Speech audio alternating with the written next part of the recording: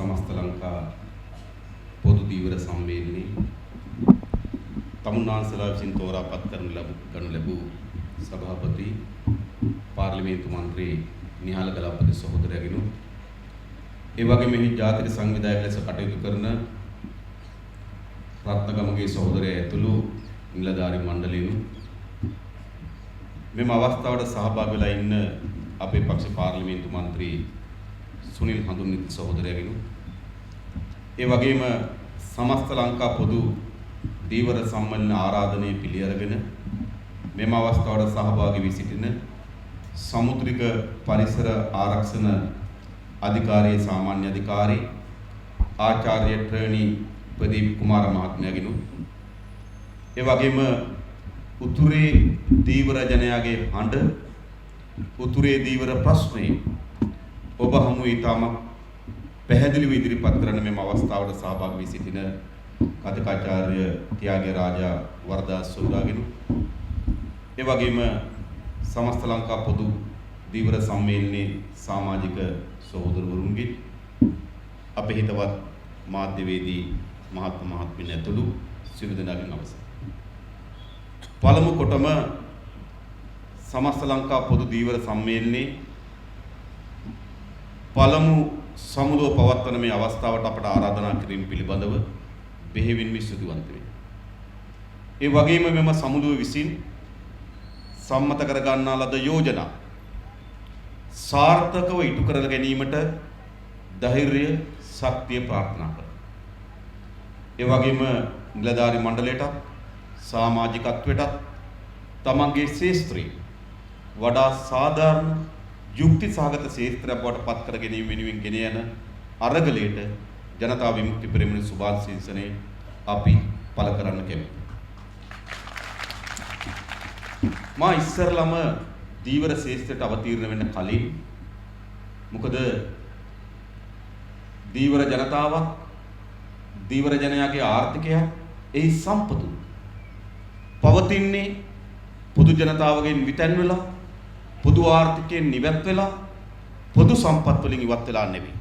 මේ ජනතාවත් රටේ ජනතාව. මේ ශාස්ත්‍රය රටේ ආර්ථික ශාස්ත්‍රය. මේ සම්පතත් රටේ සම්පත. එනිසා මම හිතනවා දීවර ශාස්ත්‍රය පිළිබඳ අපි අවධානය යොමු කරනකොට රටේ ඇති වී තිබෙන තත්ත්වයන් පිළිබඳවත් යම් කරුණු කීපයක් සැකවින් තේරුම් ගත්තොත් විතරයි අපට පුළුවන්කම තිබෙන්නේ මේ ශාස්ත්‍රය වඩා හොඳින් තේරුම් ගන්න. පළමු කොටම අද අපේ රටේ මාධ්‍ය දිහා බැලුවොත් වැඩිපුරම කතා බහට ලක් වෙන්නේ අපේ රූපවාහිනියක් බැලුවොත් පෙන්වන්නේ පත්තරයක් බැලුවොත් ලියලා තියෙන්නේ රේඩියෝකට වුන් කන් දුන්නොත් මොනවද තිබෙන්නේ. එක පැත්තකින් තිබෙනවා නව ව්‍යවස්ථාවක් පිළිබඳ සාකච්ඡාවක්. එක සාකච්ඡාවක් හිතට තිබෙනවා. තව පැත්තකින් තිබෙනවා වංචනිකයන් දූෂිතයන් අත්අඩංගුවට ගැනීම සහ බේරීම සහ අත්අඩංගුවට ගැනීම පරිගැනීම ලෙස අර්ථකථනය කරන සාකච්ඡාව. තව පැත්තකින් තිබෙනවා ශ්‍රී ලංකා නිදහස් පක්ෂයේ පරාජිත කණ්ඩායම වෙන දේශපාලන පක්ෂයක් ගොඩනැගීම පිළිබඳව සාකච්ඡාව. තව පැත්තකින් පසුගියදා එක්සත් ජාතික සංවිධානයේ මානව හිමිකම් කොමිසමේ කොමසාරිස්වරයා හුසේන් කුමාරයා ලංකාවට ආවට පස්සේ ඔහුගේ කට හෙලවෙන දිහා බලාගෙන ඉන්නවා Tamanට ඕන කෑල්ලක් ඇහිඳ ගන්න පුළුවන්ද කියලා එහෙම සාකච්ඡාවක් තිබෙනවා. ඒ වගේම වර්තමාන මාධ්‍ය භාවිතාව පිළිබඳව අග්‍රාමාත්‍යවරයා විසින් කරන ලද ප්‍රකාශන පිළිබඳ සාකච්ඡාවකුත් මතුවලා තිබෙනවා. මේවා තමයි අද පත්තර බැලුවා අපි විශේෂයෙන්ම වෙබ් අඩවි වලට ගියා රූපවාහිනියක බැලුවත් ඇති වී තිබෙන සාකච්ඡාව. හැබැයි මේ සාකච්ඡාවන් අපේ ජීවිතත් එක්ක කොච්චර සම්බන්ධ වෙච්ච සාකච්ඡාවන්ද? ඒවා මුළුමනින්ම අපේ ජීවිතේ ඈත් කරලාද උඩතලයේ සිදුවීමින් තිබෙන සාකච්ඡාව. මම ඔබට කියන්නම්. ආණ්ඩුව කල්පනා කරනවා ආර්ථිකය ඉදිරියට ගන්න බැරි නම් ජනතාවගේ ප්‍රශ්න විසඳන්න බැරි නම් රටේ ඇති වී තිබෙන මහා පරිහානිය වළක්වන්න බැරි නම් ඒ සඳහා ප්‍රතිපත්තියක් සැලැස්මක් නොමැති වීම හේතු කොටගෙන ඔවුන්ගේ සියලු නොහැකියාවන් සියලු අසාර්ථකභාවය වසා ගැනීමේ කඩමල්ලක් බවට ආණ්ඩු ක්‍රම ව්‍යවස්ථාව පත් කර ගැනීමේ සාකච්ඡාව කරලියට ගෙනීමක් තිබෙනවා. රනිල් වික්‍රමසිංහ මහත්මයා ඇතුළු ඔහුගේ කණ්ඩායම කල්පනා කරනවා දරුවාගේ පාසලේ ප්‍රශ්නේ, දීවරයාගේ ජීවත් වීම පිළිබඳ ප්‍රශ්නේ, අපේ රටේ සාමාන්‍ය පුරවැසියාගේ සෞඛ්‍ය ශාස්ත්‍ර පිළිබඳ ප්‍රශ්නේ, තමන් මුහුණ දී තිබෙන අනේක දුක්ඛ දෝමනස්සන් පිළිබඳ සාකච්ඡාවක් කරලියට ගෙන එනවා වෙනුවට විවස්ථාවක් කරලියට ගෙනීමේ සාකච්ඡාවක් දැන් ගොඩ නැගිලා තිබෙනවා. පෞගේ කාලේ පුරාවටම ආණ්ඩුවේ වැඩිම මාධ්‍ය අවධානය ක්‍රියාකාරී සලස්ම සකස් කළ තිබෙන්නේ මේ විවස්ථාව පිළිබඳව. අපිත් පිළිගන්නවා මේ ආණ්ඩුක්‍රම ව්‍යවස්ථාව 1978 හදපු ආණ්ඩුක්‍රම ව්‍යවස්ථාව දැන් අවුරුදු 37ක් පැරණි ආණ්ඩුක්‍රම ව්‍යවස්ථාව. මේ ව්‍යවස්ථාව 19 වතාවක් සංශෝධනය වෙලා තිබෙනවා. ඒ 19 වතාවෙන් අවස්ථා 17ක්ම සංශෝධනය වෙලා තිබෙන්නේ. ඒ මොහොතේ බලයේ ඉන්න ලද කණ්ඩායමේ බලය තහවුරු කර ගැනීම වෙනුවෙන් 19 වෙනි සංශෝධනය සහ 17 වෙනි සංශෝධනය ඇරුණු. එනිසා අපේ රටේ තවත් මූලික අයිතිවාසිකම් ශක්තිමත් වෙන, නිදහස තහවුරු වෙන, ජනතාවගේ ප්‍රජාතන්ත්‍රවාදී අයිතිවාසිකම් පුළුල් වෙන, සිංහල දෙමළ මුස්ලිම් ජනයා අතර ජාතික සමගිය ගොඩනැගීමේ දිශාවට අවශ්‍ය වෙන විවස්ථාවක් අවශ්‍ය බව අපි පිළිගන්න. හැබැයි අපි හිතන්නේ නැහැ මේ අපි මුහුණ දී තිබෙන සියලු ගැඹුරුතම අර්බුදයන්ගේ හේතුව විවස්ථාවකි. විවස්ථාව ඇවිල්ලා මේ අර්බුදයන්ගේ රැකවරණය ඕනෑම රටක විවස්ථාවක් කියලා කියන්නේ අන් කවරක්වත් නෙවෙයි ඒ පවතින සමාජ ආර්ථික දෙහය ආරක්ෂා කරන නීතිමය රාමුව. 1949 චීන මහා විප්ලවය සිද්ධ වුණා. නව සමාජ ක්‍රමයක් ගොඩනැගුණා. ඒ සමාජ ක්‍රමයට අනුරූපී වන පරිදි 1954 අලුත් ව්‍යවස්ථාවක් හැදුවා. ඒ අලුත් සමාජයට අනුරූපී වන පරිදි ව්‍යවස්ථාවක් ගොඩනැගුණා. 1945 දී උතුරු වියට්නාම් විප්ලවය සිද්ධ වුණා. 1946 දී උතුරු වියට්නාමේ අලුත් ව්‍යවස්ථාවක් ගොඩනැගුවා නව සමාජ ක්‍රමයට අනුරූපී වන පරිදි.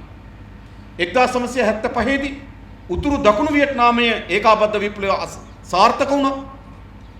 1976 දී අලුත් ආණ්ඩුක්‍රම ව්‍යවස්ථාවක් හැදුවා. 1917 දී රුසියානු සමාජවාදී විප්ලවය ජයග්‍රහණය කරා. 1918 දී ඒ සමාජ ක්‍රමයට අනුරූපී වන ව්‍යවස්ථාවක් හැදුවා. 1789 දී ප්‍රංශ මහා විප්ලවය සිදු වුණා. එතෙක් තිබුණු රදල වැඩවසන් සමාජ ක්‍රමයේ බිඳවට්ටලා ධනේශ්වර විප්ලවය සිදු වුණ 1789 දී 1790 දී ප්‍රංශ අලුත් ව්‍යවස්ථාවක් හැදුවා ඒ සමාජ ක්‍රමයට ගොඩනැගී අනුරූපී වන පරිදි. ඕනෑම රටක සිදුවී තිබෙන දේ තමයි නව සමාජ ක්‍රමයක් උත්පාදනය වුණාට පසු ඒ සමාජ ක්‍රමයට අනුරූපී වන පරිදි තමයි ව්‍යවස්ථාවක් ගොඩනැගෙන්නේ. හැබැයි දැන් මොකද්ද මේ සිද්ධ වෙමින් තිබෙන්නේ? මේ නව සමාජ ක්‍රමය කඩා වැටුණු පෙළහීන ජනයාගේ අයිතිවාසිකම් දෙන්න බැරි, සිංහල දෙමළ මුස්ලිම් ජනයා අතර සමගිය ගොඩනගන්න බැරි, දරුවන්ට අධ්‍යාපනය දෙන්න බැරි, රෝගියට බෙහෙත් දෙන්න බැරි, තරුණයන්ට රැකියාවක් දෙන්න බැරි, ජීවත් වෙන්න අයිතියක් දෙන්න බැරි සමාජ ක්‍රමයක් තිබෙනවා. මේ සමාජ ක්‍රමයේ රැකවල්ලා හැටියට තමයි මේ ව්‍යවස්ථාව ගේ.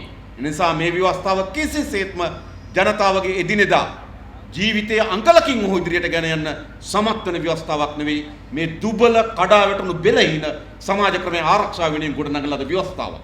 හැබැයි ආණ්ඩුව උත්සාහ කරනවා සමාජ මුළු බෙදීමක් ගේන්න, සමාජ මුළු සාකච්ඡාවක් ගේන්න, විවස්ථාවට පක්ෂ වීම සහ විවක්ෂාවට විරුද්ධ වීම, විවස්ථාව ගොඩනැගීමට දායක වීම සහ ඒකට බාල්දි පෙරලීම කියන සාකච්ඡාව ගෙන්න උත්සාහ කරමින් තිබෙනවා. අපි ඉල්ලා හිටනවා විවස්ථාව වෙන තලයක සාකච්ඡාවක්.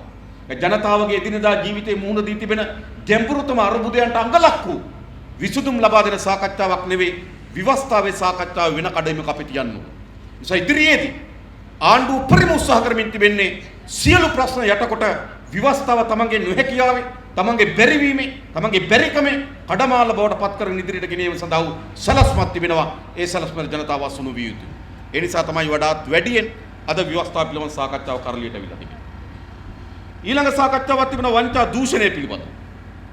මා දැක්කා මේ දවස්වල ගත්තොත් මූල්‍ය අපරාධ විමර්ශන කොට්ටාසි, මූල්‍ය අපරාධ විමර්ශන කොට්ටාසි අහෝසි කිරීම සඳහා පොල් ගහනවා අලුත්කම.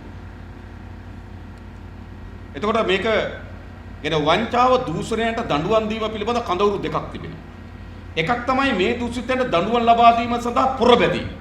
අනිත් කඳවුර තමයි දූෂිතයන් ආරක්ෂා කිරීම සහ දූෂිතයන් එක ඩීල් ගනුදෙනු ඇති කර ගැනීම. මේක තමයි අද කරලිය ඇති වෙලා තියෙන්නේ. මූල්‍ය අපරාධ විමර්ශන කොට්ටාසකතුත් අපි කවුරුත් පිළිගන්න ඕන. අපේ රටේ ත්‍රස්තවාදී ප්‍රශ්නයක් තිබුණේ නැහැ. ත්‍රස්තවාදී ප්‍රශ්නයක් ඇති වුණාට පසුව එය විශේෂ කොට අවධානය යොමු කොට පරීක්ෂණ පැවැත්වීම වෙනුවෙන් ත්‍රස්ත විමර්ශන ඒකකයක් ගොඩ නැගුණා TID එක. පොලිස් දෙපාර්තමේන්තුව 1864 ගොඩනගනකොට පොලිස් දෙපාර්තමේන්තුව හදනකොට පොලිස් දෙපාර්තමේන්තුවේ TID එකක් ත්‍රස්ත විමර්ශන ඒකකයක් තිබුණේ නැහැ. ත්‍රස්ත විමර්ශන ඒකකයක් ඇතුනේ කොහොමද? ත්‍රස්ත විමර්ශන ඒකකයේ ගොඩ නැගුණේ ත්‍රස්තවාදී ප්‍රශ්නයක් ඇති වුණාට පස්සේ විශේෂ ඒකකයක් ගොඩ නැගුණා.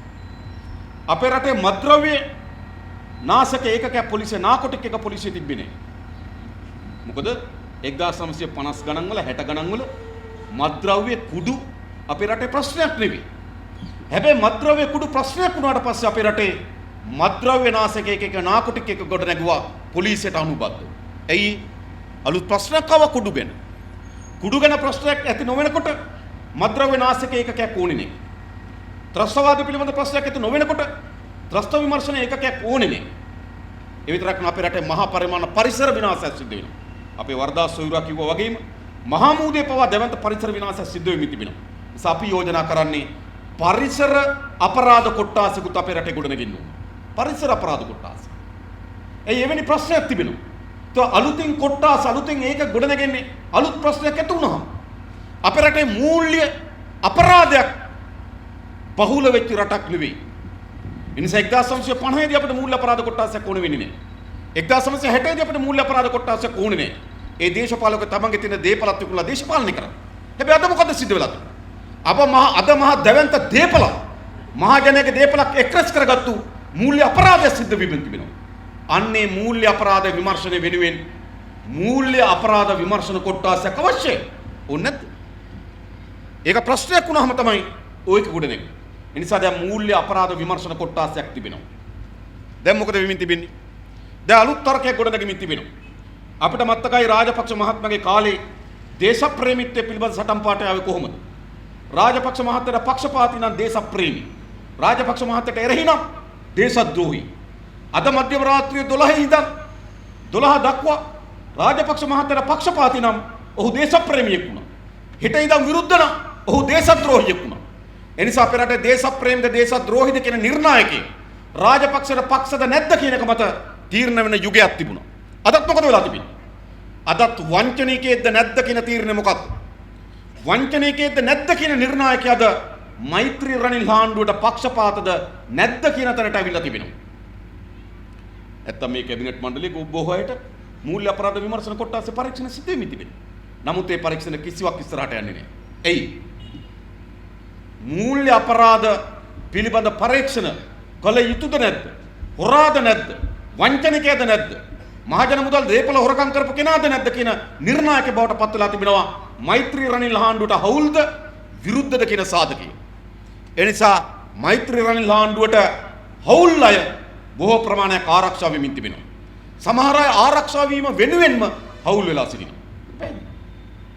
නැත්තම් ලක්ෂ්මන් යාපා අමුනාන්සලා දන්න මේ මාතර දිස්ත්‍රික්කයේ මහින්දගේ ප්‍රධානම බලකණුව ආණ්ඩුවේ අමාත්‍ය ධූරයකට තල්ලු වෙන්නේ ඇයි?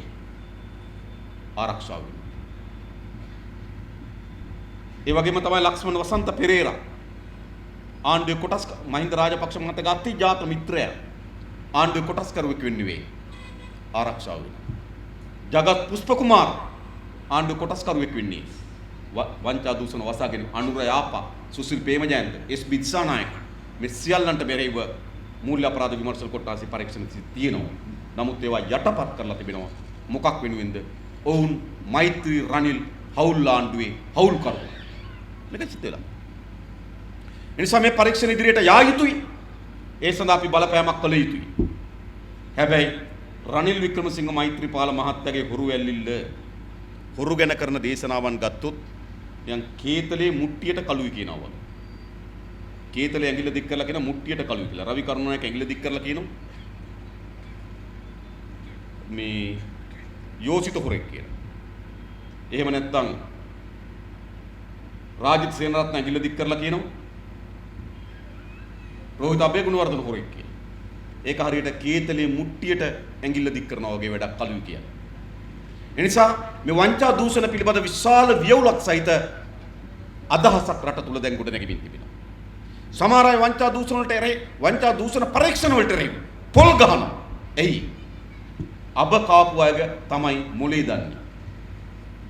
අබ කාපුවාගේ මොලේ දන්න. දැන් ඒකේ ප්‍රධානම වංචාව දූෂණේ නාස්තිය යෙදුණු අයගේ ප්‍රධානම දුෂ්ටයෙක් බවට ජනතා විමුක්ති පෙරමුණ පත් වෙලා තිබෙනවා. මා දැක්කා ඔවුන් වේගෙන් කලබල වෙලා වේගෙන් ජනතා විමුක්ති පෙරමුණට එරෙහිව අවලාද ජනතා විමුක්ති පෙරමුණට එරෙහිව විවිධ මඩ චෝදනා එල්ල කරන්න පටන් අරගෙන තිබෙනවා. අපි එකක් කියනවා මේ මහත්තුරුන්ට. පිස්සන් කලබල වුණාට දොස්තර කලබල වෙන්නේ නේ. පිස්සෝ කලබල වෙනවා. දොස්තර කලබල වෙලා හරියනවා. ඒ දොස්තර කලබල වෙන්නේ නේ. අපිට වගකීමක් තිබෙනවා. මේ වංචා දූෂණේ මහජනයාගේ දීපල හොරකම් කරපු අයට එරෙහිව ගෙන යන පරීක්ෂණ ඉදිරියට ගෙන යාම සඳහා බලපෑම් කරන්නත් වංචනිකයන් නීති හමුවට පමුණවන්නත් ඔව් මෛත්‍රී රනිල් පිළේද මහින්දගේ පිළේද නොසලකා. හැබැයි ඒ මුළුමනින්ම අපේ ජනතාවගේ මූලික ගැටලුත් එක්ක සම්බන්ධ වෙච්ච දෙයක් නෙවෙයි. මහජන දීපල හොරා කාපු යලි අත්පත් කර ගැනීම හොඳයි. හැබැයි අද අපේ රටේ දෛනිකව මුහුණ දී තිබෙන ගැටලු වල ප්‍රධාන සාධකයක් නෙවෙයි. ඊළඟ තව සාකච්ඡාවක් ඇවිල්ලා තිබෙනවා. රාජපක්ෂ මහතා අලුත් පක්ෂයක් හදයිද කියලා. මොන පක්ෂය ඇදුවත් ඒක නිකන් අලුත් බෝතලයට පරණ වයින් දැම්මා වගේ. උත්තරේ සිද්ධ වෙනවා. ඇත්තටම බෝතලේ අලුතුත් නැහැ. මම දැක්ක මීගමුවේ පැත්තේ සාකච්ඡාවක් මුල් පෙළේ මිල බැසිල් රාජපක්ෂ මහත්මයා. අද ඔය රාජපක්ෂ මහත්මයාත් එක්ක එකතු වෙලා ඉන්න බොහෝ අයගෙන් ඇහුවොත් මේ ආණ්ඩුව පරාජයට මූලික වගකීම් කවුද කියලා බැසිල් රාජපක්ෂ මහත්මයා කියනවා. ඔහු අලුත් පක්ෂයේ ගොඩනැගීමේ ප්‍රධාන ප්‍රමුඛයෙක් බවට පත් වී තිබෙනවා. රාජපක්ෂ මහත්මයා අවස්ථා ගණනාවක් පරාජයට පත් වෙලා තියෙනවා. සරල නෑ. අවස්ථා ගණනාවක්. ජනාධිපතිවරණෙත් පරාජයට පත් වුණා. මහාචන්දදී පරාජයට පත් වුණා. නැවත 19 වෙනි ආණ්ඩු ව්‍යවස්ථා සංශෝධනය අනුව ජනාධිපති ඡන්දයකට ඉල්ලන්නත් බෑ. 19 අනුව ජනාධිපති ඡන්දයට ඉල්ලන්න පුළුවන් දෙපාරක් විතරයි. ආයේ ඒකත් එන්නේ 2020.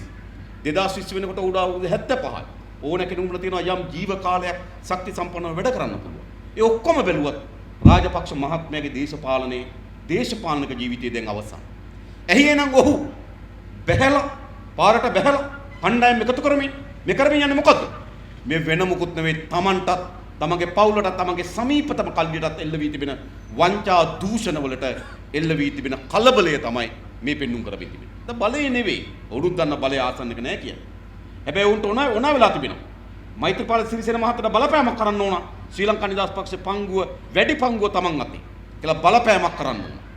ඒ නිසා අලුත් පක්ෂ පිළිබඳ සාකච්ඡාව ජනතාවගේ ජීවිතයට අදාළ නැති සාකච්ඡාවක්.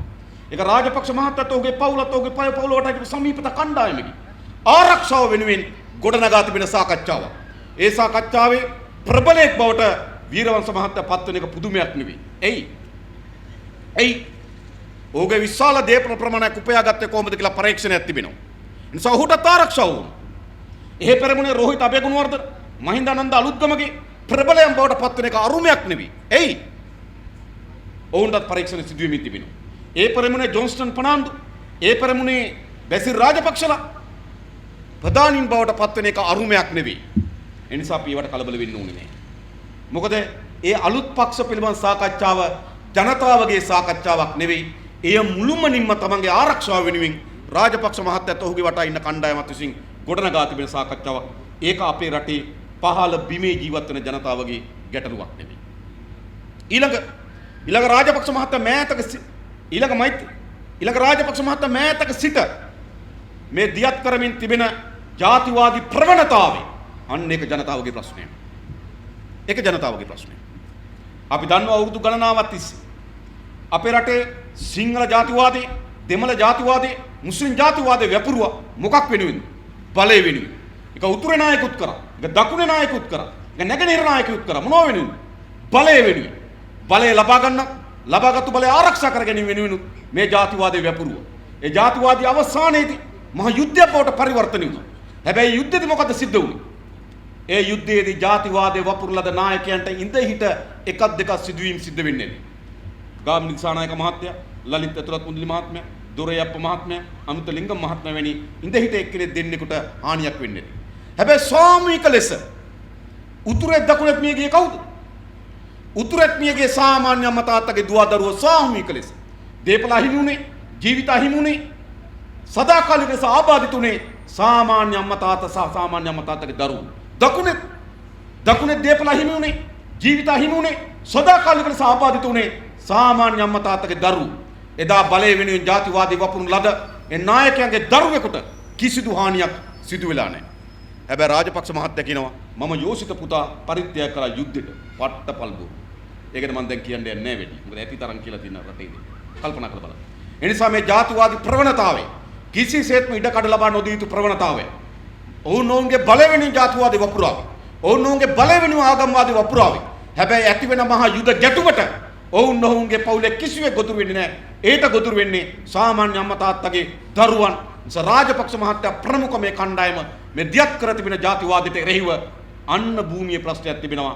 ඒ ජාතිවාදයට එරෙහිව නම් අපි ඒකාබද්ධ සටනකට නිරත විය යුතු බව අප පිළිගන්නවා. ජාතිවාදයට කිසියෙත්ම යලි එසවීමට ඉඩ ලද නොබා දෙවියන්. ඊළඟ කරුණ රනිල් වික්‍රමසිංහ මහත්තයාගේ ප්‍රශ්නය. ඒක මම පැහැදිලිව කියන්නම්.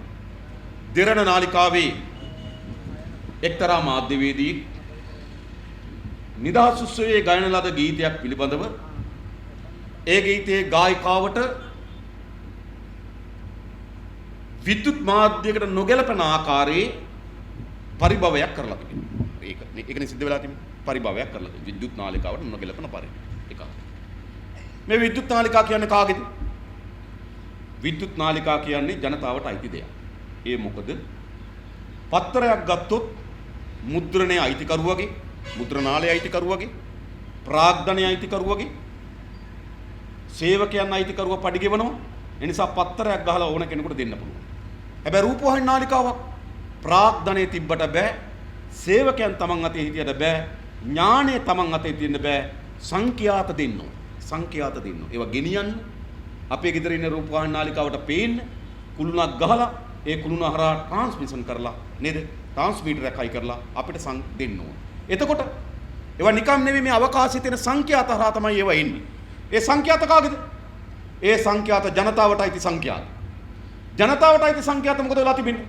ජනතාවට අයිති සංඛ්‍යාත බෙදලා දෙන්න කියලා විදුලි සංදේශ නියාමන කොමිසම TRC එක තියෙන ජනතාවට අයිති සංකේත බෙදලා දෙන්න. අන්නේ ජනතාවට අයිති සංකේත බෙදලා දීලා තමයි දෙරණ නාලිකාව ක්‍රියාත්මක වෙන්නේ. ITN නාලිකාව, මේතින් නාලිකාව ඔක්කොම ක්‍රියාත්මක වෙන්නේ ජනතාවට අයිති සංඛ්‍යාත බෙදලා දීලා. එනිසා අනෙක් සෑම මාධ්‍යයකට වඩා විද්‍යුත් නාලිකා ජනතාවට වගකිය යුතුව තිබෙනවා. ඇයි? ඔවුන් උපයෝගී කරගෙන තිබෙන්නේ ඔවුන්ගේ ප්‍රාග්ධනය, ඔවුන්ගේ ඉංජිනේරුවන්, ඔවුන්ගේ උපකරණ, ඔවුන්ගේ සේවකයන්. හැබැයි ඔව් බෙදා හරින්නේ ජනතාවගේ සංඛ්‍යාතය හරහා. නිසා අනෙක් හැම මාධ්‍යයකට වඩා විද්‍යුත් මාධ්‍යයකට වගකීමක් තිබෙනවා. ඔවුන් ජනතාවගේ සංඛ්‍යාත හරහා දියත් වෙමින් තිබෙන නිසා වඩාත් මැදිහත්ව වඩාත් වගකීම යුතුව හැසිරෙන්නේ. එවැනි හැසිරීමක් නොවීම පිළිබඳව ප්‍රශ්නයක් තියෙනවා. ඒක හරියි. හැබැයි දැන් මොකද්ද කියන්නේ? දැන් රනිල් වික්‍රමසිංහ මහත්තයා තරවටුවක් දෙන එක තමයි භයානක. තරවටුවක් දෙන මොකද්ද? හරියට වැඩේ කරේ නැත්නම් අපි ආපහු සංඛ්‍යාත ගන්නවා. රනිල් වික්‍රමසිංහ මහත්තයා එහෙම තීරණයක් ගන්න පුළුවන්ද? රනිල් වික්‍රමසිංහ මහත්තයා එහෙම බලයක් දීලා තියෙන කවුද? මුළු ජනතාවගේ වෙනුවෙන්ම ජනතාවට ඇති සම්පතක් පිළිබඳව කොහොමද රනිල් වික්‍රමසිංහ මහත්තයා තනි අයිතියක් ගන්න? ඔව් කියන දෙරණ නාලිකාව ඒ අදාළ මාධ්‍යවේදියාට ඒව පරීක්ෂණයක් කරේ නැත්නම් ඔව් සංඛ්‍යාත යලි ගන්න. ඒක ගන්න පුළුවන් රනිල් වික්‍රමසිංහ මහත්මයා. ඔයාගේ කොල්ලු පිටියේ වලව්වෙන් මේවා දුන්නා. අපිට ප්‍රශ්නයක්. ජනතාවගේ දේවල් එවැනි පවරා ගැනීමක් පිළිබඳ තර්ජනයක් කරන්නවත් අගමැති රනිල් වික්‍රමසිංහට අයිතියක් නැහැ. ඒකට වඩා පාර්ලිමේන්තුවට සංවාදයක් ලක් කරන්න. ඒකට වෙන ක්‍රමවේදයක් හදන්න. ජනතාවගේ මාධ්‍ය ආයතනයේ ජනතාවගේ සංඛ්‍යාත උපයෝග කරගෙන දියත් කළ තිබෙන විද්‍යුත් මාධ්‍ය ජනතාවට අනුව කටයුතු කරන්නේ නැත්නම් ඒ කටයුතු කිරීම පිළිබඳ නිර්ණායකයන් ගොඩ නැගීම සඳහා වෙන ඒකකයක් හදන්න. ඒක ස්වාධීනත්වයක් හදන්නේ ඒකට. හැබැයි රනිල් වික්‍රමසිංහ මහත්තයාට බලය දීලා තියෙන කවුද? මේ දේ මෙහෙම කරේ නැත්නම් පවර ගන්නවා කියලා. ඔහු බාරකරුවෙක් විතරයි. ඔහු ඇත්තටම ඔහු බාගෙට බාරකරුව. ජනාධිපති කෙනෙකුත් ඉන්නවා. ඔන්න ඔය අපේ රටේ පහුගිය කාලෙත් අපි දැක්කා බාරකාරයෙක් හැටියට කටයුතු කරපු රාජපක්ෂ මහත්මයා අයිතිකාරයෙක් බවට පත් වුණා. දැන් රනිල් වික්‍රමසිංහ මහත්මයාගේ මේ ප්‍රකාශය හරහා පෙන්වු කරන්නේ ඔවුන් බාරකාරත්වයෙන් ඔබට ගිහිල්ලා අයිතිකාරීත්වයක් හැටියට කටයුතු කරන සූදානම්. ඔහු කියන විදියට මාධ්‍ය හැසිරෙන්නේ නැත්නම් සංඛ්‍යාත පවර ගන්න සූදානම්. ඔහු කවුද? ඔහුට මොකද දීලා තියෙන බලය? කිසි බලයක් නැහැ. ඒ නිසා මුළුමනින්ම අග්‍රාමාත්‍ය රනිල් වික්‍රමසිංහ මහත්තයා විසින් මේ කරන ලද ප්‍රකාශය ඉල්ලා අස්කරගත යුතු ප්‍රකාශයක්. කිසිදු සාධාරණ අයිතියක් ඔහුට නැහැ. ලබා දී තිබෙන සංඛ්‍යාතයක් ඔහුගේ හිතුවක්කාරී අයිතියට නැවත පවරා ගන්නවා කියලා ප්‍රකාශ කරන මේ රට ඇගමැතිවරයාණනි. මම හිතන්නේ මේ කරුණු කීපේ තමයි ඒවා අපේ ජීවිතවලට සම්බන්ධ ඒවා නොවේ. අපේ සාමාන්‍යයෙන් මතුවලා තිබෙන ප්‍රශ්න. ඒවා ටිකක් කරලිය වැඩිපුර සාකච්ඡාවට බඳුන් වෙන ප්‍රශ්න. මාධ්‍ය ඇතුලේ, රට ඇතුලේ නේද? ඒ නිසා තමයි මම ටිකක් උත්සාහ කරේ මෙතන ඉන්න තිරිස්ත මේ සාකච්ඡාවේ තිබෙන ගැටලු පිළිබඳ අපි ස්ථාවරය කියන්න ඕන. හැබැයි දැන් අපි මේ ශාස්ත්‍රයට ආවොත් අපි දන්නවා අපේ රටේ ආර්ථිකයේ විශාල පංගුවක් නියෝජනය කරනවා දීවර ශාස්ත්‍රය. අපිට මහමුද අයිති වර්ග කිලෝමීටර 5,17,000. 5,17,000ක් අපිට අයිති. අපේ ගොඩබිම අයිති වර්ග කිලෝමීටර 65,610යි. මේ ගොඩබිම වගේ 8 ගුණයක මහා සාගරයක් හිමි ජනතාවක් අපි. ඒ නිසා සම්පතක් ලෙස ගත්තොත් අපි සතුව තිබෙන දෙවැන්තම සම්පත මහමුද. ඒක සම්පතක් හැටියට ගත්තා. දෙක ජීවන උපාය හැටියට ගත්තොත් ඍජු ලෙසම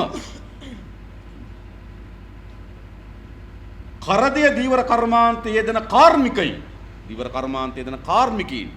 2,31,000ක් ඉන්නවා. ඉන්දා රැකියාව දීවර බවට පත් කර රැකියාව ජීවන වෘත්තිය දීවර කර්මාන්තයේ බවට පත් කරගත්තු වෙන මුකුත් නෙවෙයි. ඔහු මාළු අල්ලන්න යනවා එක්ක බෝට්ටුවෙන් එක්ක ඔරුවෙන් ඔහු එක්ක බහුදින යාත්‍රාවෙන් ඔහු එහෙම නැත්නම් වෙනත් පන්න ක්‍රමයකින් ඔහු මාළු අල්ලන එක තමන්ගේ මුහුදේ මාළු අල්ලන එක තමන්ගේ ප්‍රධාන ජීවිකාව බවට පත් කරගත්තු 2,31,000ක් ඉන්නවා. ඒ කියන්නේ මොකක්ද? ඒක අපේ රටේ ජනතාවගේ ආදායම් පත්යෙන් ගත්තත් ඒක විශාල ශේෂ්ඨ 2,31,000කට රැකියාව දීලා තිබෙනවා. ඔය සියලු ගාමන්ට් එකතු කරත් 2,31,000ක් රැකියාව කරන්නේ නැහැ. සියලු ගාමන්ට් ෆැක්ටරි එකතු කරා. ඒ නිසා අපේ රටේ ජනතාවගේ ප්‍රධාන ජීවන වෘත්තිය බවට 2,31,000ක් පත් කරගත්තු ශේෂ්ත්‍රයක් මේ. ඒ විතරක් නෙවෙයි. දීවර කර්මාන්තාශ්‍රිත රැකියාවක් බලපුවාම ඒ රැකියාව වලින් යැපෙන පෞල් සංඛ්‍යාවේ සමාජික සංඛ්‍යාව එකතු කරොත් 26,000ක්. ඒ කියන්නේ රටේ ජනගහනයෙන් 8න් එකක් ජීවත් වෙන්නේ මුහුදේ දීවර කර්මාන්තය ආශ්‍රිතව. රැකියාව 2,31,000ක් හදලා තිබෙනවා. ජනගහනය 26,000ක් එකෙන් යැපෙනවා. ඒ විතරක් නෙවෙයි අපේ රට වගේ 8 ගුණයක සම්පතක් අපිට තිබෙනවා. දැන් මොකද්ද තිබෙන්නේ? මේ රැකියාවත් මේ සම්පතත් කළමනාකරණය කරලා ඒ ශේත්‍ර ජනතාවගේ ජීවිතය නගා සිටවන්නත් ඒක රටේ ආර්ථිකයේ දායකත්වය ලබා ගැනීම තමයි දීවර කර්මාන්තයේ වගකීම. හැබැයි මොකද වෙලා තිබෙන්නේ? අනෙක් හැම ශේත්‍රයකම වගකීම මේ පාලකයන් අත්තරලා තියෙනවා වගේම දීවර කර්මාන්ත පිළිබඳ රාජ්‍ය වගකීම අත්තරලා තිබෙනවා. මොකද රාජ්‍ය වගකීම? සියලු රාජ්‍ය වගකීම් අත්තරපු ශේත්‍රයක් අනෙක් හැම ශේත්‍රයක් වගේම අද දීවර ශේත්‍රය. ඒක නෙවෙයි සිද්ධ වෙලා තිබෙන්නේ. අනෙක් හැම ශේත්‍රයකම මොකක්ද සිද්ධ වෙලා තිබෙන්නේ? අනෙක් හැම ශේත්‍රයක්ම කඩාවැටීමකට භාජනය කරපු රටක් මේක. ආර්ථිකයේ මොන ශේත්‍ර වර්ධනයක්පත් කරගෙන තිබෙන්නේ? කුෂ්කර්මාන්තයේ බලන්න කල්පනා කළා. 70,000ක ජනතාව ජීවත් වෙන ප්‍රධාන ජීවනෝපාය මාර්ගය කුෂ්කර්මාන්තය. හැබැයි කුෂ්කර්මාන්තයේ යෙදෙන ගොවියාගේ ජීවිතය අද කොතනද තිබෙන්නේ? ඔවුන්ට ඔද බීජ ටිකක් නැහැ. බීජවල උරුමය කොම්පැනි අතර පැවරලා තිබෙනවා. ඔවුන්ට හොඳ තාක්ෂණයක් නැහැ. තාක්ෂණ හොයාගන්න අලුත් තාක්ෂණය ගොවි බිමට යන්නේ නැහැ. ඔවුන්ට හොඳ වගා නෙලන ක්‍රමයක් නැහැ. වගා නෙලීම් පිළිබඳ අලුත් තාක්ෂණ කුෂ්කර්මාන්තයට බද්ධ වෙලා නැහැ. ඔවුන්ට හොඳ වාරි සලස්මක් නැහැ. වැස්සොත් කුඹුරු පැහෙනවා, පෑවුවොත් කුඹුරු මැරෙනවා. එහෙනම් නිශ්චිත වාරි කර්මාන්තයක්. ඔවුන්ට අස්වැන්න නෙලාගෙන විකුණ ගන්න විදියක් නැහැ. විකිනලා ලැබෙන ආදායම ජීවත් වෙන්න විදියක් නැහැ. දැන් කුෂ්කර්මාන්ත ශේත්‍රය ගත්තොත් අපේ රටේ ග්‍රාමීයම ජනයා ජීවත් වෙන කුෂ්කර්මාන්තය පදනම් කරගෙන. දුෂ්කරතාවෙන් පිරිච්ච පාසල් තිබෙන කුෂ්කර්මාන්තي. අඩුම පාසුකම් සහිත රෝහල් තියෙන ගොවි ජන පදවල. අඩුම අධ්‍යාපන සහිත පිරිස ඉන්නේ ගොවි ජන පදවල. වැඩිම දරිද්‍ර රේඛාවෙන් පහළ ජීවත් වෙන ජන කොට්ටාස කුෂ්කර්මාන්තي.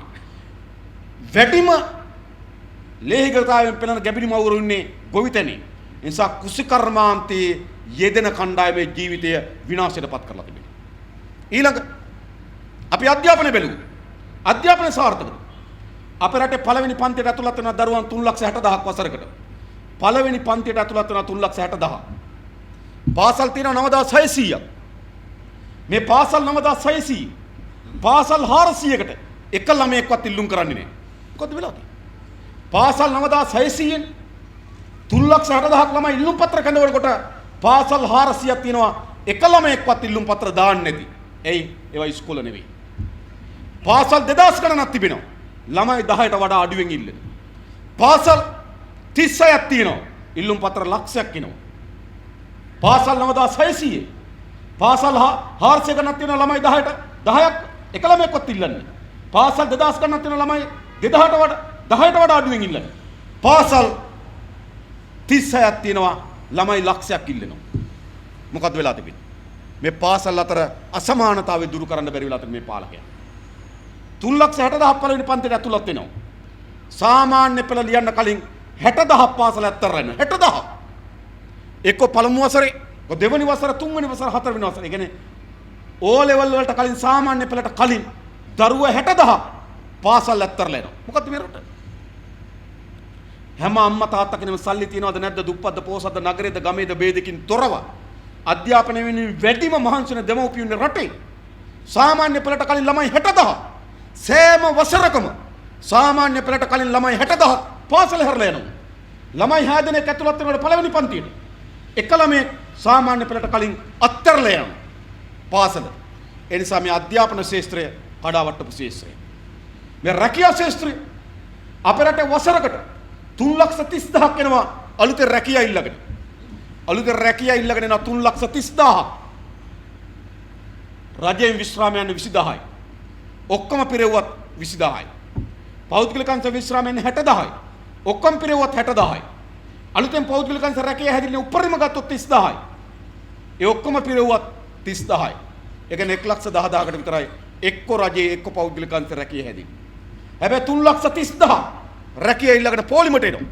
3,30,000ක් රැකියා ඉල්ලගෙන පොලිමට එනකොට 1,10,000කට විතරයි පෞද්ගලික හෝ රාජ්‍ය අංශයේ රැකියා උත්පාදනය කරන්නේ. අනිත් දරුවන්ට මොකද වෙලා තිබෙන්නේ? ගිය අවුරුද්දේ සංඛ්‍යාලයකට බලපුවාම 3,05,000 රට අත්හැරලා යනවා. වෙන රැකියා හොයාගෙන යනවා. අද බැලුවොත් මැද පෙරදිග තානාපති කාර්යාලය ඉදිරිපිට. එහෙම නැතිනම් අපේ රටේ තියෙන විදේශ පිට රට යවන ඒජන්සිය තුලින් විදේශ සේවා නියෝජිත ආයතන ගාවට ගිහලා බැලුවා. ඒ ආයතන ගාව පොර කනවා ගම්මල අම්මලා තාත්තලා කුඩා රැකියාවකට හොයාගෙන යනවා. 3,05,000ක් රැකියාව හොයාගෙන යනකොට ගිය අවුරුද්දේ වෘත්තීමේ රැකියාව සඳහා ගියේ 4%යි. අනිත් අය ඔක්කොම ගිහින් තියෙන නුපුහුණු පුහුණු ගෘහසේවක රැකියාවන් සඳහා තමයි යන්නේ. 12,000යි ගිහින් තිබෙන්නේ. ලක්ෂ 3ක් වෙනකොට 12,000යි ගිහිලා තිබෙන්නේ වෘත්තීමේ රැකියාව සඳහා. 2,88,000ක්ම යන්නේ පුහුණු නුපුහුණු ගෘහසේවිකා රැකියාවන් සඳහා. ඉතින් මේ පාලනයට රැකියාවක් උත්පාදනය කරන්න බැරි වෙච්ච පාලනය. මේකට සෞඛ්‍ය ක්ෂේත්‍ර නගා සිටවන්න පුළුවන්. මොකද්ද වෙලා තිබෙන්නේ? දවසකට වකුගඩු රෝග නිසා 6 දෙනෙක් මිය යනවා. දවසකට හෘදයාබාධ හේතු කොටගෙන 14 දෙනෙක් මිය යනවා. අවුරුද්දකට ඉස්පිරිතාලේට රජයේ ඉස්පිරිතාලේ OPD එකට ලක්ෂ 500ක් බෙහෙත් ගන්න දෙනවා. අවුරුද්දකට රජයේ ඉස්පිරිතාලේ ලක්ෂ 60ක් දතරම් වෙන නේවාසික බෙහෙත් ගන්න. එනිසා කඩාවැටෙච්ච සෞඛ්‍ය සේවයක් හදපු රටක් තිබෙනවා. නිරෝගී සම්පන්න ජීවිතයක් නැති රටක් තිබෙනවා. නිවාසයක් තිබෙනවා. අපේ රටේ වසරකට අලුතින් නිවාසයක් අලුතින් කසාද බඳින 1,80,000ක් 1,80,000ක් අලුතෙන් කසාද බඳිනවා. ඒ අලුත් නිවාහනක් ඕන 1,80,000ක් 1,80,000න් ආසන්න වශයෙන් ගත්තොත් 80,000කට විතර තමන්ගේ අම්මා තාත්තගේ ගේ අයිති වෙනවා. අලුතින් ගෙවල් ලක්ෂයක් ඕන. කොහොද අලුතින් ගෙවල් ලක්ෂයක් හැදෙන්නේ? දැන් ඉන්න නිවාහනක් දෙන්න බැරි වෙච්ච ආර්ථිකයක් තිබෙනවා. ඒ නිසා අධ්‍යාපනය දෙන්න බැරි වුණු, සෞඛ්‍ය දෙන්න බැරි වුණු, ආදායම් මාර්ගයක් දෙන්න බැරි වුණු, ඉන්න තැනක් දෙන්න බැරි වෙච්ච ආර්ථිකයක් අපි හමු වෙ තිබෙනවා. මේක තමයි මේ ආර්ථිකය. මේ ආර්ථිකය ඇතුලේ තමයි දීවර ශාස්ත්‍රය තිබෙන්නේ. ඉන්න නිවාහනක්, හොඳ සෞඛ්‍ය සේවයක්, දරුවට අධ්‍යාපනයක්, ආදායම් මාර්ග සහිත රැකියාව උත්පාදනය කරගන්න බැරි වෙච්ච ආර්ථිකයක් තිබෙනවා. ඒ ආර්ථිකය ඇතුලේ තමයි දීවරයාගේ මේ පීඩාව තිබෙන්නේ. දීවර සටනේ පෙරමුණු කීපයක සටන් අපිට තිබුණා. එක පළමු එක දීවර සම්පත ආරක්ෂා කර ගැනීම සඳහා ගෙන යන අරගලේ බොහෝ අය දේශප්‍රේමීත්වය පිළිබඳ තප්පුලන. දේශප්‍රේමීත්වය පිළිබඳ කෑමොර දෙනවා. බොහෝ අය රටේ ස්වෛරීභාවය පිළිබඳ කෑමොර දෙනවා. හුසේන් කුමාරයා කටුනායකින් ගොඩ බහිනකොට එක්සත් ජාතික සංවිධානය ඉස්සරහා පෝස්ටර් අල්ලනවා. ඒ රටේ ස්වෛරීභාවයට හානි වෙනවා කියන. හැබැයි රටේ ස්වෛරීභාවය තිබෙන්නේ ගොඩබිමේ පමණක් නෙවෙයි. රටට අයිති මුළු සීමාවෙම රටේ ස්වෛරීභාවය ආරක්ෂා වෙලා තිබෙනවා. ඇස් මනා අපිට මේ හොරෙන් නෙවෙයි. මේ අපි කිව්වොත් ඉන්දිය ටෝලර් යාත්‍රා කියලා හොරෙන් නෙවෙයි. ඒක දැන් පේන්නේ. ඒ නිසා උතුරේ දීවර ජනයා දන්නවා ඒගොල්ලෝ සතියකට දින 3ක් වෙනවා. ඒ දින 3 අපි මුහුදු රස්සාවට යන්නේ නැහැ. ඒ දින 3 ඒගොල්ලන්ට දින 4ක් අපිට. ඒක බෙදාගෙන යන්නේ දෙන්න. ඒගොල්ලෝ දින 3ක් වෙනවා. අපි දින 4ක් වෙනවා සතිය. මේකනේ සිද්ධ වෙලා තිබෙන්නේ. නිසා අපේ රටේ මුහුදු සම්පත ඉන්දියානු රජය අමුවේ අපේ ඇස් ඉදිරිපිට කොල්ල කනවා. මේ කොල්ල කෑමට රියෝ සටනක් නැද්ද? අපිට තිබෙන්නේ පළවත්තේ සීනි සමාගමන අයිති ඉඩම දෝල්කාරයට දීපුවම ප්‍රශ්නයක් විතරද? නෑ අපේ රටේ මුහුදු සම්පත විදේශීය එක පැත්තක ඉන්දියානු සමාගම් අනිත් පැත්තේ විදේශීය නැව් ඇවිල්ලා අපේ රටේ මුහුදු සම්පත කොල්ල කනවා. ඒ නිසා සමස්ත ලංකා පොදු දීවර සම්මේලනයට අරගලයක් තිබෙනවා. අපේ රටේ සම්පත් අපේ රටේ ස්වෛරීභාවය අපිට අපේ තියෙන අයිතිය ආරක්ෂා කර ගැනීම වෙනුවෙන් මේ සම්පත ආරක්ෂා කර ගැනීම වෙනුවෙන් අරගලයක් තිබෙනවා. ඒ අරගලය උතුරේ දකුණේ ඒකාබද්ධව දියත් කරන අරගලයක් බවට පත් කරගෙන ජයග්‍රහණය දක්වා ඉදිරියට ගෙන යා යුතුයි. උතුරේ ජනයාගේ ප්‍රධාන ජීවනෝපාය මාර්ග දෙකයි තිබෙන්නේ. එකක් කුෂි කර්මාන්තය, අනිත් එක දීවර කර්මාන්තය. ඒ ගාමන්ට් ෆැක්ටරි හැදිලා නැහැ. ඒ අලුතෙන් ඔය තියෙන පුල් මුඩෙක් පරණ මැෂින් වලින් දුවන කර්මාන්ත ශාලාවක් තිබෙනවා. ඒ අරුණාම කංකසන්තරුවේ සිමෙන්ති කම්මල වහලා තිබෙන්නේ. වරාය දුවන්නේ නැති වරායක් තිබෙනවා. වෙන මොනවද තිබෙන්නේ? එයාගේ ප්‍රධාන ජීවනෝපාය මාර්ගය ගොඩනැගලා තිබෙන කුෂි කර්මාන්තය සහ දීවර කර්මාන්තය සහිතව. તો රටක ජනතාවගේ ප්‍රධාන ජීවනෝපාය මාර්ගය පත් වෙලා තිබෙනවා දීවර කර්මාන්තය. ඒ රටේ පාලකයන්ගේ වගකීම තමයි එම සම්පත එම ජනතාවට ආරක්ෂා කරලා දෙන එක. දේශප්‍රේමී රාජපක්ෂ දේශ අනුරාගී බොහෝ වචන දේශනා කරන මෛත්‍රීපාලත් සමත් වෙලා නැහැ අපේ රටේ ස්වෛරීභාවය ආරක්ෂා කරන්න. ඔවුන් ඉන්දියාව ඉදිරියේ ඇකිලෙනවා. ඔවුන් ඉන්දියාව ඉදිරියේ පියටපත් වෙනවා. ජනතාවක් අපිට අයිතියක් තිබෙනවා. අපේ සම්පත බලහත්කාරයෙන් පැහැරගෙන යනවා. අපේ සම්පත දැනුවත්වම අපිට විනාශ කරමින් යනවා නම් ඒ අපේ අතේ නැවත ආරක්ෂා කර ගැනීම වෙනුවෙන් සටන ඉදිරියට ජයග්‍රහණය කරන ගෙන යාම වෙනුවෙන් අරගලයක් අපිට තිබෙනවා. සම්පත ආරක්ෂා කර ගැනීම අරගලේ. 1. 2 අපිට සාධාරණ ජීවන වෘත්තියක් පිළිබඳ අරගලේ. අපිට හොඳ ජීවන වෘත්තියක් තියෙනවා. අපි අවුරුදු දහස් ගණන් ජීවත් වෙන මිනිස්සු නෙවෙයි.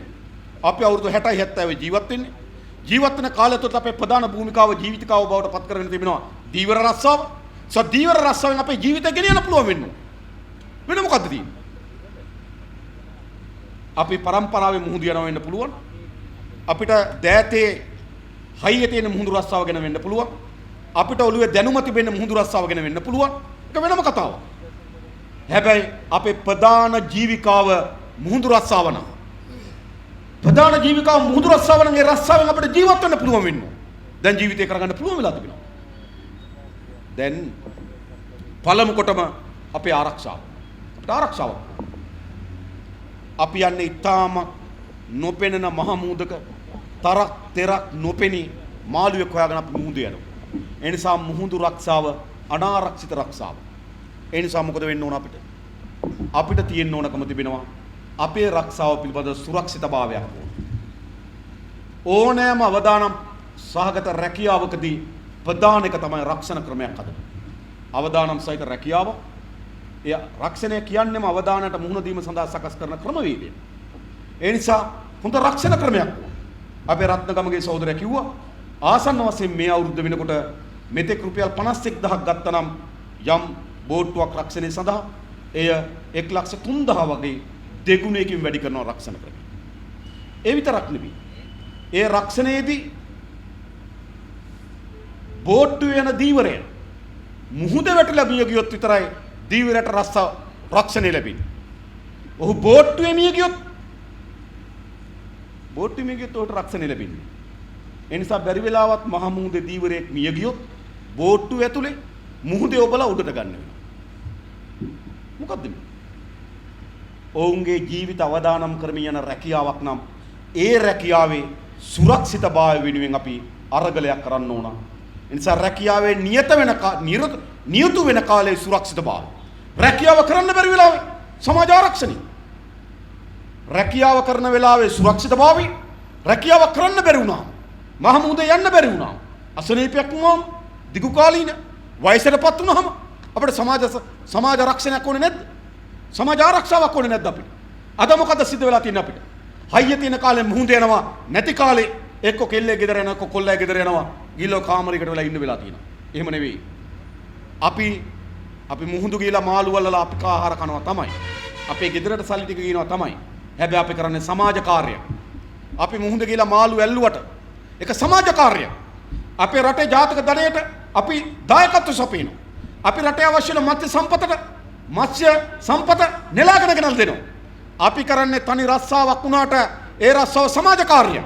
අපිට රස්සාව කරගන්න බැරි වුණාම ඒ සමාජයේ වගකීමක් තියෙනවා අපි බලාගන්නේ. එහෙම නෙවෙයි. ඒක තමයි සමාජ ආරක්ෂණ ක්‍රමයක් වුණා. සමාජ ආරක්ෂණයක් වුණා. රැකියාවේ සුරක්ෂිතභාවයක් සමාජ ආරක්ෂණයක් වුණා. සමාජ ආරක්ෂණය සඳහා තිබුණා දීවර විශ්‍රාම වැටුප. හැබැයි මොකද්ද උනේ? දීවර විශ්‍රාම වැටුප මුළුමනින්ම ගොවි විශ්‍රාම වැටුප ක්‍රමයට එක්ක අනුබද්ධ කරලා තිබුණේ. ගොවි විශ්‍රාම වැටුපත් එක්ක අනුබද්ධ කරලා තිබුණේ. දීවර විශ්‍රාම වැටුප ක්‍රමය ඇවිල්ලා ආණ්ඩුවෙන් දීප එකක් නෙවෙයි. ඒක ඇවිල්ලා දායක විශ්‍රාම වැටුප යෝජනා ක්‍රමය. දීවරයා දායක වෙනවා. රජය සුරක්ෂිත කරලා සුරක්ෂිත ආයෝජනයන්ගේ ඒව ඇතුල් කරලා ඒ ප්‍රතිලාභ දීවරයට ලබා දෙනවා. ඒක දායක විශ්‍රාම ක්‍රමය. හැබැයි අදත් මොකද වෙලා තිබෙන්නේ? ඒ ගොවි විශ්‍රාම වැටුප අරමුදලයට තමයි දීවරයාගේ විශ්‍රාම වැටුප තිබුණේ. අද ගොවි විශ්‍රාම වැටුප බිඳුව බවට පත් වෙලා තිබෙන්නේ. ශූන්‍යයි. සතයක්වත් ඉතුරු නැහැ. මාවිල්ලාරේ ගොවියන්ට වන්දි ගෙවන්න පටන් ගත්තේ ගොවි විශ්‍රාම වැටුප අරමුදල. අරගෙන ඒකෙන් ඒ කාලේ හිටපු ඇමති හොරා කෑවා. ගොවි වැටුප අරමුදල හීන වුණා. දෑත කිරුළ ප්‍රදර්ශන වලට වියදම් කරේ ගොවි විශ්‍රාම වැටුප අරමුදල. දීවරගේ සල්ලි තමයි ඒවට වියදම් කරේ. පෝස්ටර් ගැහුවා. බැනර් දැම්මා. මුළු ගොවි විශ්‍රාම වැටුපම විනාශ කරා. දීවරගේ සමාජ ආරක්ෂණය අද හිමි වෙලා තිබෙනවා. ඒ නිසා අපිට සටනක් තිබෙනවා යලි දීවර වෘත්තීය කරන්න බැරි කාලෙක හදිසි දිගු කාලීන අසනීපයක් හෝ වියපත් වුණාට පසුව සමාජ ආරක්ෂණයක් ලබා ගැනීම වගකීමක්. ඒ වගකීම වෙනුවෙන් සටනක් අපි දියත් කළ යුතු තමයි අපේ ජීවිතේ වෙන්නේ. ඊළඟ අපේ රැකියාවට දාදාම් මාර්ගයක් තිබෙනවා. අපේ මත්ස්‍ය සම්පත නෙලලා විකුණන මුදලෙන් අපේ ජීවිතේ පවත්වාගෙන යන්න පුළුවන්කම ලැබෙනවා. හැබැයි අපේ මත්ස්‍ය සම්පත විකුණලා ලැබෙන මුදලෙන් අපේ ජීවිතේ පවත්වාගෙන යන ප්‍රමාණවත් නැත්නම් මොකද්ද කරන්න උනා? අපේ රස්සාව සඳහා යොදවන පිරිවැය අඩු කරන්න ඕන. පිරිවැය අඩු කරන්න පුළුවන්. ඒ බැරි. අද පෙට්‍රල් ලීටරයක් කොළඹ වරායෙන් බාන රුපියල් 52යි. දැන් රුපියල් 52යි පෙට්‍රල් ලීටරයක් කොළඹ වරායෙන් බානකොට. හැබැයි විකුණන්නේ 117ට. 52 117ට. ඩුබායි වලින් තෙල් අරගෙන නැවක පටවලා කොළඹ වරායෙන් බාලා දුබායි වලින් තෙලුත් අරගෙන නැවක නැගලා කොළඹ වරායෙන් බානකොට ලීටරයක් පෙට්‍රල් ලීටරයක් රුපියල් 52යි. 52ට ආපු පෙට්‍රල් ලීටරය දෙවුන්දර සෙට් එකට එනකොට 117යි. එහෙන් තෙලුත් අරත් නැවුන් නැගලා එන 52යි ආපු තෙල් ටික මෙහෙට ගේන්න 65යි. මොකද වෙලා තියෙන්නේ? අසීමිත බදු සහ ලාභය උපයන ආණ්ඩුව තෙල් වලින්. ඩීසල් ලීටරයක් අද කොළඹ වරායෙන් බානකොට මම මේකනේ පිරිපහදු කරපු දෙයක්. සපුගස් කන්දේ පිරිපහදු කරන එකේ මීටත් වඩා අඩු වෙනවා. අපි බොරතෙල් ගෙනලා පිරිපහදු කරොත් තවත් අඩුයි. අපේ තෙල් අවශ්‍යතාවයෙන් 40ක් විතර අපි පිරිපහදු කරගන්නවා. නිසා මේ පිරිපහදු කරන වල තෙල් මිල මීටත් වඩා අඩුයි. පෙරලලද පිරිසුදු කරන අද පෙට්‍රල් ලීටරයක් කොළඹ වරායෙන් බානකොට 52යි. ඩීසල් ලීටරයක් කොළඹ වරායෙන් බානකොට 42යි. 42කට බාන ඩීසල් ලීටරය අද සෙට් එකේ විකුණන්නේ රුපියල් 95යි. ඒ නිසා කිසිසේත්ම සහනාධාර නෙමෙයි. සහනාධාර අවශ්‍ය නැහැ. අමතර ගෙවීමක් අවශ්‍ය නැහැ. ලෝක වෙළඳපොළට අනුරූපී වන පරිදි තෙල් මිල අඩු කරොත් හෙට දීවර කර්මාන්තය ලාභ ලබන ව්‍යාපාරයක් බවට පිරිවැය අඩු ව්‍යාපාරයක් බවට පත් කරගන්න පුළුවන්. හැබැයි ඒක කරන්නේ නැහැ. රනිල් වික්‍රමසිංහ මහත්තයා අපූර්ව කතාවක් කියන මේ ළඟදී මං ආවේ. දැම්ම අඩු කරන්නේ නැතුව අඩු වෙලා එන ලාභය අරමුදලකට දාමුළු වැඩි වුණාම දෙන්න. මරු බඩු හරිද? ඒ කියන්නේ දැන් මේකෙන් ලාභයක් එනවා. ඒ ලාභය අරමුදලට දාලා හදමුළු. ඊට පස්සේ වැඩි වෙන කාලෙක අපි ඒව දෙමුළු. නෑ අපි කියන්නේ ඕගොල්ලෝ හැමදාම කිව්වේ මොකද්ද අපිට? ලෝක වෙළඳ පොලේ තෙල් මිල වැඩි වුණා අපිට වැඩි කරන්න උනා කියලා. ඒක නේ අපිට ගෙනාපු කතාව. හැබැයි දැන් අඩු වුණා නම් අඩු කරන්න. අඩු කරනකොට විතරක් මොකද අරමුදල ගැන කතා කරන්නේ. දැන් තෙල් නැමැති එයා දිගටම කියනවා අලුත් සූත්‍රයක් ගේනවා. දැන් සූත්‍රයක් තියෙනවා. ඒ සූත්‍රය පැහැදිලි නැත්නම් තව සූත්‍රයක් හදමු. හැබැයි තියෙන සූත්‍රයට අනුව ගලපන්න. තියෙන සූත්‍රයට අනුව ගලපුවත් මීට වඩා අඩු මිලට ඩීසල් සහ පෙට්‍රල් භූමි තෙල් ලබා දෙන්න පුළුවන්. දීවර කර්මාන්ත නිෂ්පාදන පිරිවෙ අඩු කරන්න. ඒ වගේම අපේ දැල්ලාම්පන්න බෝට්ටු එන්ජින් මේ සඳහා නැවත බදු පැනවීමේ යෝජනාවන් ඇතුළත් වෙලා තිබෙනවා. ඒ නිසා දීවර ශේෂ්ත්‍ර අපේ කර්මාන්තයක් නම් ඒ කර්මාන්ත දිරිගැන්වී අපි ඉල්ලන්නේ දීවරය ඉල්ලන්නේ සමෘද්ධිය නෙවෙයි කර්මාන්තයට දිරිගන්වන්න. කර්මාන්තයේ දිරිගැන්වීම තමයි කර්මාන්තයේ වර්ධනයක් ඇති වෙන්නේ. රට වටේ මහමුදක් තිබෙනවා. රටේ වගේ 8 ගුණයක සම්පතක් තිබෙනවා. දීවර 2,32,000ක් ඉන්නවා. හැබැයි රටේ ජාතික ධනයට එකතු කරන්නේ 1.8යි. සාධාරණ. රටේ මුළු ජාතික ධනෙ දීවර ශේෂ්ත්‍රය එකතු 1.8යි. රට වටේ 8 ගුණයක මහමුදක් තියාගෙන 2,31,000ක් රස්සාව යොදවලා දල ජාතික නිෂ්පාදන දීවර ශේෂ්ත්‍ර දායකත්වයේ 1.8යි. ඒක සාධාරණ. කාටද පිළිගන්න පුළුවන්. ඒ නිසා මේ ශේෂ්ත්‍රය තවත් ජාතික ධනය වර්ධනය කිරීම සඳහා පුළුල් කර හැකි ශේෂ්ත්‍රයක්. එයාත්පත් කරගන්න නම් මොකද කරන්න ඕන? කර්මාන්තයට දිරි දෙන්න ඕන. කර්මාන්තයට දිරි. ඒවා තමයි ලෝකේ පුරා දීවර කර්මාන්තේ වේවා අනෙක් හැම කර්මාන්තයක්ම ඉස්සරහට අවිලා තියෙන්නේ කර්මාන්තයට දිරි. ඒ කියන්නේ මොකක්ද? අඩු මිලට බෝට්ටු එන්ජින් එකක්, අඩු මිලට බෝට්ටුවක්, අඩු මිලට දැල්ලාම්පන්න ටික, අඩු මිලට තෙල් ටික අන්න කර්මාන්තයට දිරි දෙන්න. කර්මාන්තයට දිරි දීලා අලුත් තාක්ෂණ එකතු කරොත් සාහතික වශයෙන්ම අවුරුදු 4-5ක් ඇතුළත අපේ රටේ දල ජාතක නිෂ්පාදිතය දෙගුණයකින් වැඩි කරන්න පුළුවන්. දීවර ශේෂ්ත්‍රයේ දායකත්වය ඒ තරම් දෙවන්ත සම්පතක් අපි සතු තිබෙනවා. හැබැයි මේක කර්මාන්තයක් ලෙස පිළිගන්නේ නැහැ. ඔහේ යනවා මාළු අල්ලනවා එනවා. ඒගොල්ලෝ හිතනවා ඡන්ද කාලට අවිලා දැල් ටිකක් බෙදමු. ඡන්ද කාලට අවිලා තහඩුවක් බෙදමු. ඡන්ද කාලට අවිලා මුල් ගලක් තියමු. ඔන්න ප්‍රතිපත්තිය. ඒ ප්‍රතිපත්තියෙන් ගැලවෙච්ච දීවර ශේෂ්ත්‍ර කර්මාන්තය බවට පත් කර ගැනීම තමයි අපේ ඊළඟ අරගල. එක අපේ සම්පත් ආරක්ෂා කර ගැනීම. දෙක අපේ ජීවිතේ. තුන දීවර ශේෂ්ත්‍ර කර්මාන්තය බවට පත් කරගත යුතුයි. ඊළඟ අපේ අනෙකුත් සේවාව. අපේ දරුවන්ට අධ්‍යාපනය වුණා. අපේ හොඳ සෞඛ්‍ය සේවයක් වුණා. අපේ ගමට පාර වුණා. අපිට පිරිසිදු පානීය ජලය වුණා. ඒවත් තිබෙනවද? ඒවත් නැහැ. ගොවි ජනතාවගෙන් පසුව අධ්‍යාපන රේඛාවෙන් මවතු කරයත් පුදුවේ ගත්තොත් මේ ශේත්‍ර ගත්තොත් ගොවි ජනතාවගෙන් පසුව අධ්‍යාපන ශේත්‍රයේ පහළම අඩියේ දීවර ජනතාව. මේක ඇත්ත කතාව. අසීරුත මතන් වල ජීවිත දන්නා. සංස්කෘතික වශයෙන් පහළම තැනක ඉන්නේ දීවර ජනතාව. මේකයි සිද්ධ වෙලා තිබෙන්නේ. ඒ නිසා ඔවුන්ට හිමි සංස්කෘතික ජීවිතයක් තිබෙනවා. මේ තිබෙන තත්වයෙන් උඩට තමන්ගේ ජීවිතය ගෙන එන්නේ කොහොමද? ඔවුන්ට අලුත් සංස්කෘතියක්, නව සංස්කෘතියකට අපි සංස්කෘතික ජීවිතයක් උරුම කරලා දෙන්නේ කොහොමද? අද මොකද වෙලා තිබෙන්නේ? බැංකුවට ගියත් නොසලකන පිරිස අපි බවට පත් වී තිබෙනවා. රජයේ නිලධාරියා සැලකෙන මාළුකාරය හැටියට අපි හඳුන්වනවා. නේ විවාහයක් කරන්න ගියොත් මම දැකලා නැහැ කොතනකවත් මංගල දැන්වීම් ගොඩක් තියෙනවා අපේ රටේ. දැන් මංගල දැන්වීම් කීරු බලන්න අර මොකක්ද දෙනවනේ ලහි පිට අරව මේ ඔක්කොම බලන්න ගිහිල්ලා මොනවද තියෙන්නේ? බැංකුවක රස්සාවක් නිරත හොඳ අධ්‍යාපනයක් තියෙන උඩරට පළාතේ වැඩිමහල් පුතාට අම්මා රුව ඇති දුවක් සොයයි. එකක්. එහෙම නැත්නම් ව්‍යාපාරයක් හිමි මාසික ආදායම මෙතරක් තියෙන කඩවසම් පුතුට ලලනාවක් සොයයි. උදේ ආවා මහමූදේ මහා රළට ඔරොත්තු දෙමින් ජීවිතයේ පිළිබඳව නොසකා හරිමින් මුහුදු රස්සාව කරමින් මාළු වල්ලලා රටට ජාතික ධනෙ සපේන ඇන්ටන් අයියට කෙල්ලක් හොයයි. ඒද ඉල්ලුම් පත්‍ර එකක්වත් දෙන්නේ මතක තියාගන්න. ඇයි? අපි සමාජ ජීවිතයක් අපිට නැහැ.